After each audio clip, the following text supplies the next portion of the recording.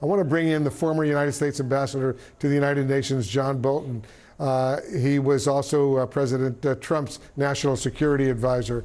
As you know, Ambassador, Israel's ambassador is calling for the UN Security Council to immediately convene following these attacks. What's your assessment of what's going on right now? Well, nothing's going to happen in the Security Council, that's for sure. I mean, what we had tonight was a massive failure of Israeli and American deterrence, massive failure, a 200 ballistic missile, cruise missile, drone failure. And I think, notwithstanding that there appears to be very little damage, fingers crossed until we get the final assessment. And thank God if the death toll is low or non-existent. And while we're at it, let's thank George W. Bush for getting out of the ABM Treaty of 1972, unleashing American missile defense capabilities. But once we see what the damage is, I think it's incumbent on Israel and the United States to reestablish deterrence in a major way. And I think that means, by definition, Israel's response, and there should be a response, should not be proportionate. It should be far stronger, because when deterrence fails, to reestablish it, you have to teach the adversary that any gain they may hope to get by any future attack will be more than outweighed by the damage that will be caused. So I hope President Biden isn't. Well, I was just sorry for interrupting, but give us your assessment of an appropriate Israeli response to what Iran has now done. Well, what Iran did tonight that I think was most significant was the firing of ballistic missiles and cruise missiles from its territory directly at Israel. Almost certainly at this point, none of those missiles contained a nuclear warhead. But you never can tell when the next firing, the next salvo of ballistic missiles might contain a nuclear warhead. So I think among the many targets Israel should consider, this is the opportunity to destroy Iran's nuclear weapons program. And I hope President Biden is not trying to dissuade Prime Minister Netanyahu from doing that. And if he succeeds, and if at some future point the Ayatollahs are able to pull off what former Israeli Prime Minister Ariel Sharon called a nuclear holocaust, history will know who to blame. So just to be precise, Ambassador Bolton, you're recommending that Israel launch an airstrike to try to destroy whatever nuclear capabilities the Iranians might have? Is that what I'm hearing?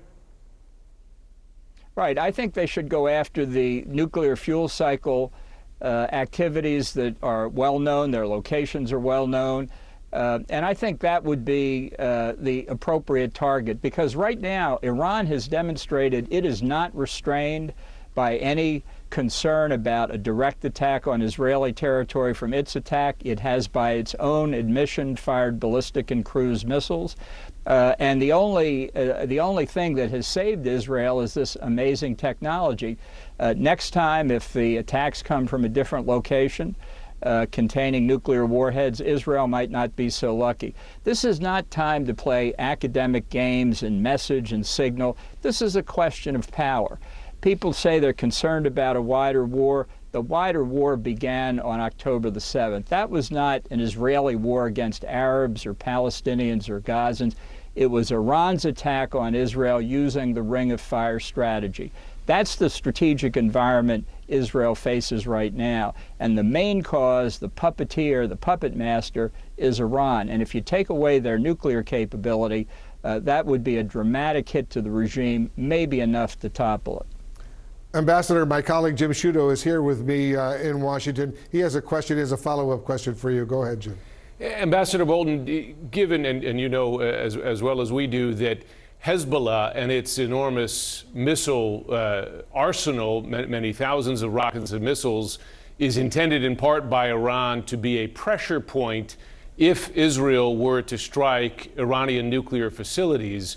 And I wonder, given the size of that, an order of magnitude bigger than it was, say, during the 2006 war, whether you believe Israel can today fight what would be a multi-front war, Gaza in the south, Hezbollah in the north, Iran to the east, and if you would then envision the U.S. directly involved in such a conflict. Well, I think for the foreseeable future, Gaza is not going to be a principal battlefield, and it's certainly not something that's going to engage full Israeli military power. I think Hezbollah put pressure on Iran. It's one reason why the Iranian counterstrike took almost 2 weeks after the Damascus strike by Israel to say, you need to put skin in this game, Iran. So I'm not at all sure what Hezbollah's response would be to Israel taking out a nuclear power that hasn't done a thing for Hezbollah. The Israelis clearly have thought about what to do to neutralize Hezbollah. Perhaps their response, which also would be a pretty big problem for Iran, would be to go after Hezbollah now. My point is there are a number of steps Israel can take. Passivity at this point for Israel would be a big mistake. I mean, I think from the Israeli point of view, they should remember what Winston Churchill said in World War II, without victory, there is no survival. How close is Iran to actually having a nuclear bomb?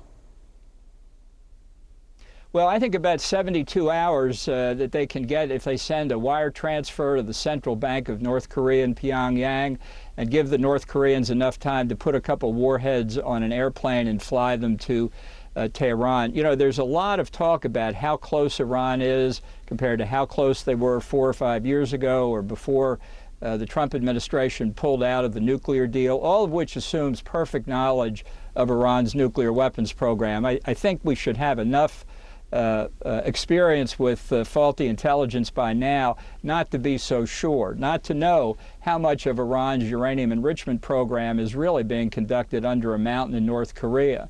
The fact is they're very close. The fact is the nuclear deal of 2015 was flawed from the start by allowing Iran any uranium enrichment capability whatever.